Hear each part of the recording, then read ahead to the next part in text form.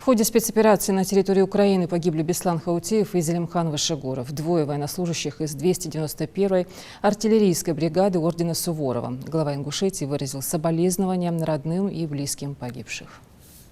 К огромному сожалению, продолжают поступать сообщения о гибели военнослужащих из Ингушетии, которые участвуют в спецоперации на Украине. Ефрейторы Беслан Хаутиев и Зелимхан Вышегуров служили в разведроте и выполняли сложные и ответственные задания. Они погибли во время артобстрела населенного пункта Нестерянка Запорожской области. Эти ребята понимали, ради чего они рискуют своими жизнями, и воины по духу они выбрали себе именно такую работу. Мы гордимся ими. Они заслуживают вечной памяти и глубокого уважения. 36-летнего Беслана Хаутиева похоронили вчера. У него остались жена и ребенок. 37-летнего Зелимхана Вышегурова, отца 5 детей, похоронили сегодня в родном селении Гамурзиева. Бенчан Далгеш Толт, Далгайтем Болб, Гарглшнаха Сабр, Сатем Лолб. Аминь. Семьям погибших будет оказана необходимая помощь и поддержка.